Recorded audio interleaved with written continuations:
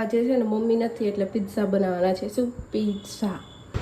અને પિઝા બનાવવા માટે આપણે લઈ લીધા છે ટોપિંગ્સમાં કાંદા એટલે કે ઓનિયન, કેપ્સિકમ અને બોઇલ કોર્ન.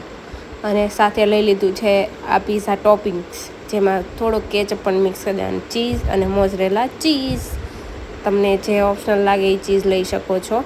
અને હવે આપણે છે ને રોટલાની એક સાઈડ અમે ઘી ચોપડી દીધું છે, હવે બીજી સાઈડ આપણે ચોપડીએ ત્યાં સુધી નીચેનો જે છે ને થોડો ક્રિસ્પી થઈ જાય, જે આપણે અપર સાઈડ રાખવાનું છે, બરાબર.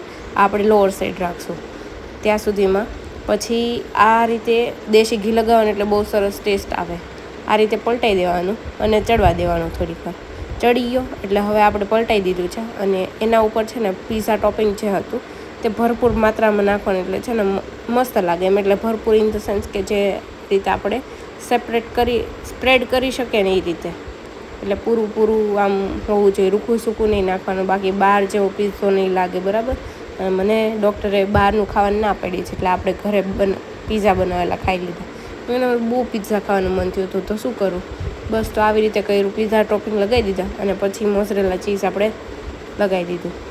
આવું બધું થોડું ખવાય એવું કંઈ નહીં, ઘરે બનાવેલું આપણા હાથે, એટલે આપણે જે ઈચ્છા થાય એ જાતે ખાઈ લેવાનું, પણ ઘરે બનાવેલું શુદ્ધ આપણા ચોખ્ખા હાથે, ફૂલ હાઇજેનિક, બરાબર. હવે આપણે લઈ લીધો છે ટોપિંગ્સમાં કેપ્સિકમ, આવી રીતે ગાર્નિશ કરી દેવાના, જે રીતે આપણે મૂકવું એની રીતે. મેં થોડા કેવું કે સાતળી નાખ્યા હતા માઇનર, એટલે શું કાચા પાકા રહી, એટલે આપણે જ્યારે આ ચીઝ ને એવું બધું નાખીએ ને ત્યારે આપણે રોટલો ચડવા દઈએ ને ત્યારે એ કામ લાગે. એટલે ઓનિયન ને કોર્ન પણ નાખી દીધા. કોર્ન તો આપણે બોઇલ જ કરેલા હતા એટલે કાંઈ પ્રોબ્લેમ નહીં આવે. હવે આની ઉપર આપણે ચીઝ ખમણી દીધું છે અને એની ઉપર જે તમને દેખાય છે ને દાળી એ હતું પિઝા સિઝનિંગ મસાલો હતો. અને એ કયો યુઝ કર્યો તો ખબર? એ તમારે જાણવું હોય ને તો મને કમેન્ટ કરજો, હું તમને બતાવીશ. અને એ આંટી છે ને બધા જ પ્રકારના મસાલા રાખે છે, એટલે તમને કોઈ એમ લાગે કે આ મારે લેવું છે, પેલું લેવું છે, તો બધા જ A to Z મસાલા રાખે છે. કાં તો તૈયાર લો કાં તો ઘરે બનાવો, પણ તમારી પાસે ટાઈમ ન હોય, જેમ કે હું જોબ કરું છું તો મારી પાસે એટલો ટાઈમ નહીં મળે, તો હું તૈયાર લઈ લઉં.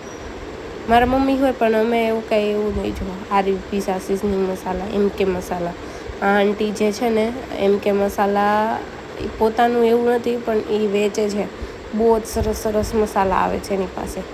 અને આ છે ફાઇનલ આપણો પિઝ્ઝો રેડી છે ને, સરસ મજાનો પિઝ્ઝો. ટેસ્ટમાં બી એક નંબર હતો, કહેવાનું ખાલી નહીં પણ સાચુંમાં.